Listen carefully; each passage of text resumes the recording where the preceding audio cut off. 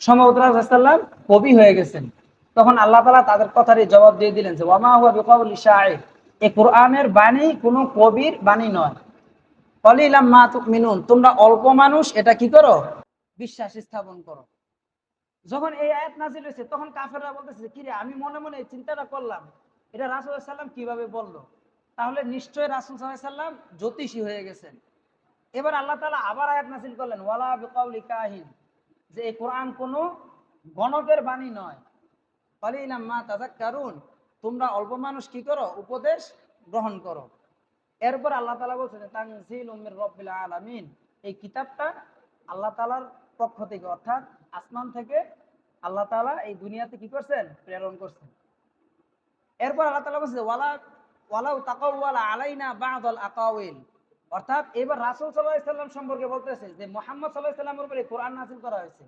যদি এই কোরআন নিয়ে রাসূল সাল্লাল্লাহু আলাইহি সাল্লাম কোনো খেয়ানত করতেন, অর্থাৎ রাসূল সাল্লাল্লাহু আলাইহি সাল্লাম নিজের কথা এই কোরআনে চাপায়ে দিতেন, তাহলে আমি আল্লাহ তাআলা রাসূল সাল্লাল্লাহু আলাইহি সাল্লামের ডান হাতটাকে চেপে ধরতাম। লা আখাযনা মিনহু বিল ইয়ামিন, তার ডান হাতটা আমি চেপে ধরতাম। সুম্মা লাকাতা'না মিনহুল ওয়াতিন, এবং রাসূল সাল্লাল্লাহু আলাইহি সাল্লামের যে জীবন ধমনী আছে সেটা আমি কেটে দিতাম। নাউযুবিল্লাহ। তাহলে আল্লাহ তাআলাই বলতেছেন যে এই কোরআনটা কি কোনো কবির বাণী নয়, কোনো গণকের বাণী নয়। আর এই কোরআনের ভিতরে মুহাম্মদ সাল্লাল্লাহু আলাইহি সাল্লাম কোনো কথা চাপায়া দেন নাই। এই কোরআনে যেই কথাবার্তাগুলি আছে সম্পূর্ণ কার কথা, আল্লাহ সুবহানাহু ওয়া তাআলার কথা। এখন আল্লাহ তাআলা বলছেন যে এই কোরআনটা দুনিয়াতে আসার আগে কোথায় ছিল। সূরাতুল বুরুজের শেষের অংশে আছে, আল্লাহ তাআলা বলছে বাল হুয়া কুরআনুম মাজিদ ফি লাওহিন মাহফুজ। কোরআন দুনিয়ায় আসার পূর্বে কোরআনটা ছিল কোথায়, লাওহে মাহফুজে। তারপর রাসূল সাল্লাল্লাহু আলাইহি ওয়াসাল্লামের উপর যখন ওহী আসলো, এই লাওহে মাহফুজ থেকে পুরো কোরআন দুনিয়ার সন্নিকটে যে আসমান আছে সেই আসমানে একসাথে অবতীর্ণ করা হয়।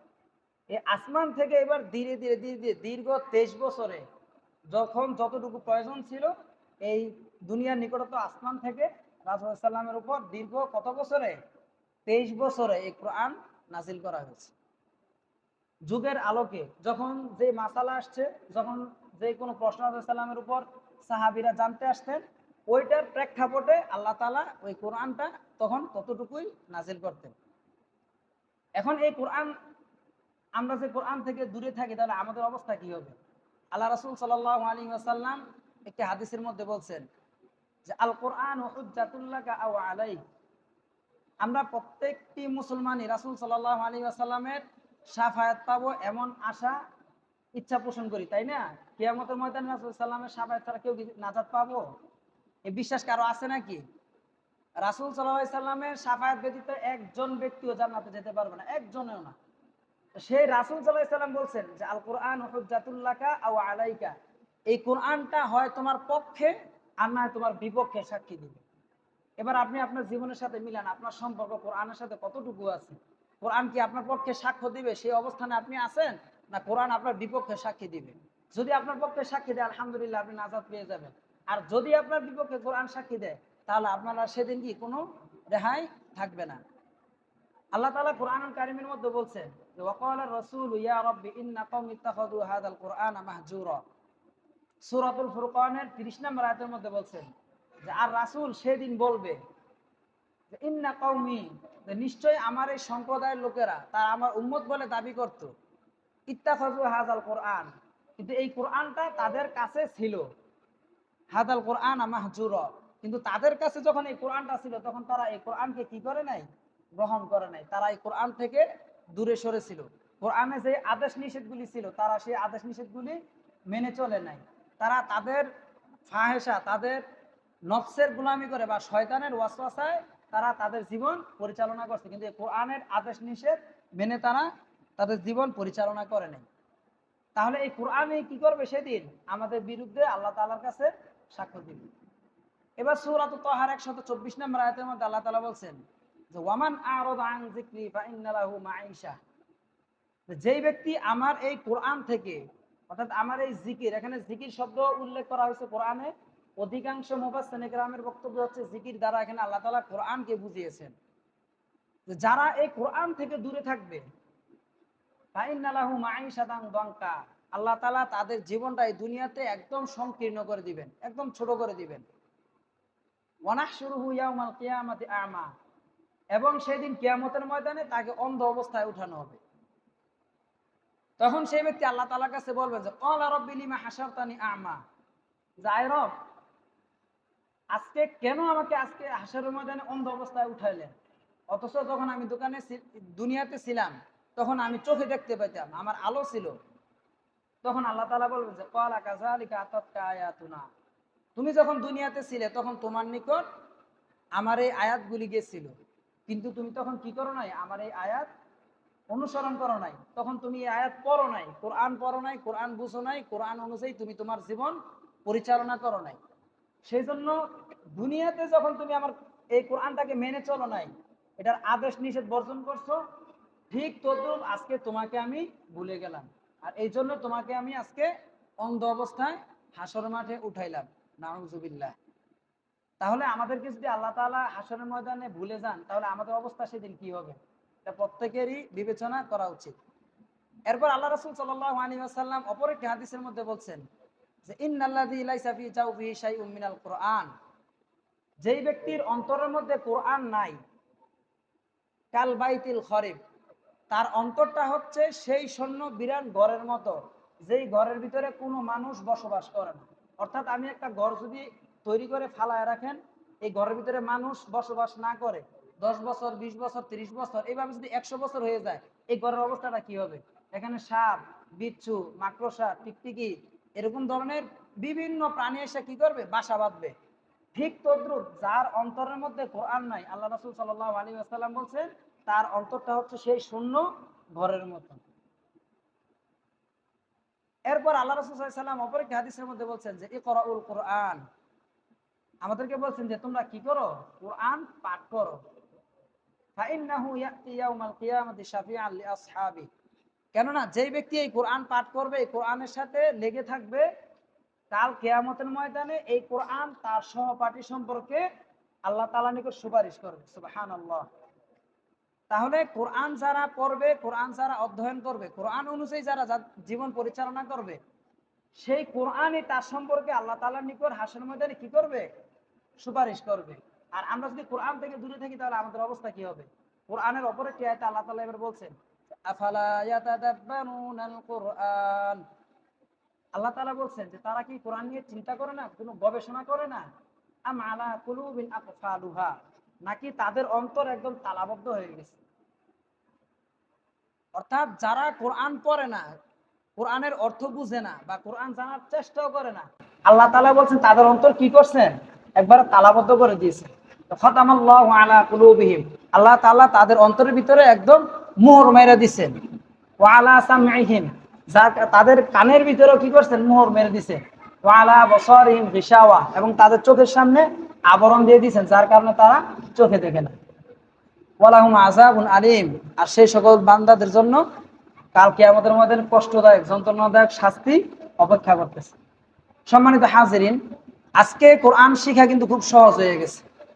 আপনারা নিকটস্থ কোনো আলেমের কাছ থেকে কোরআন শিখতে পারেন, আপনারা আপনাদের মসজিদের ইমামের কাছ থেকে কোরআন শিখতে পারেন। এর বাহিরেও এখন বিভিন্ন অ্যাপস আছে, আপনারা প্রত্যেকের হাতে কম বেশি অ্যান্ড্রয়েড ফোন আছে, আপনারা অ্যাপস নামাইয়া বিভিন্ন কারীদের এই কোরআন শিখার যে অ্যাপসগুলি আছে, ওখান থেকে আপনারা কোরআন শিখতে পারেন।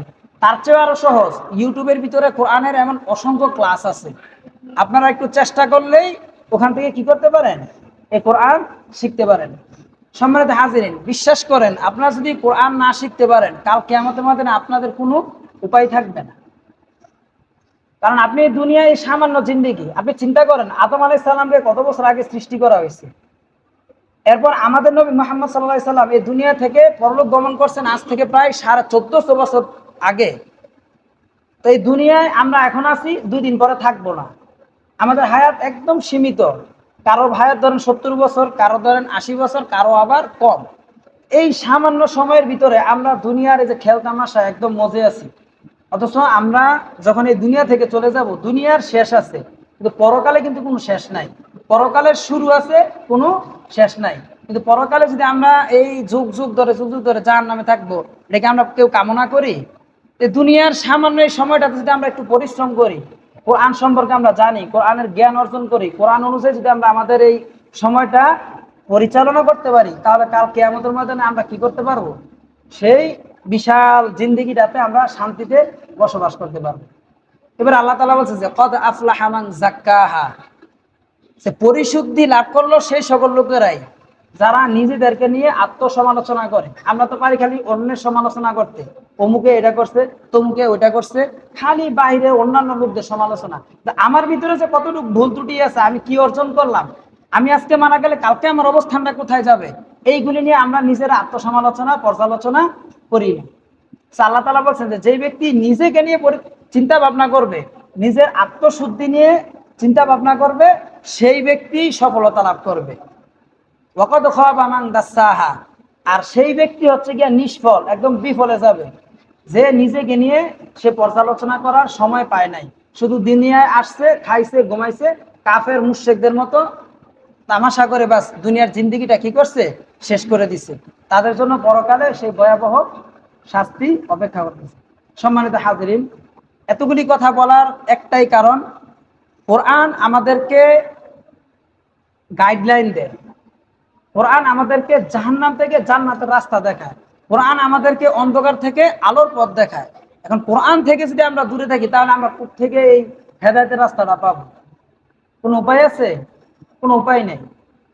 আল্লাহ তাআলা সূরাতুল বাকারা শুরুতে বলছেন যে আলিফ লাম মিম যালিকাল কিতাবু লা রাইবা ফি, যে এটা হচ্ছে কি এমন একটি কিতাব যেই কিতাবের ভিতরে কোনো সন্দেহ নাই।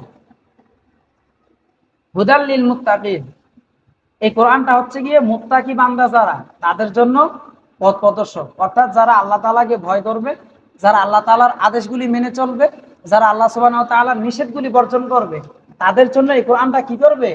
হেদায়েতের রাস্তা দেখাবে। আর যদি আমরা কোরআন থেকে দূরে থাকি, ওই যে বললাম যে আল্লাহ তাআলা কাল কিয়ামতের ময়দানে আমাদেরকে কি করবেন? অন্ধ অবস্থায় হাসরের ময়দানে উঠাবেন।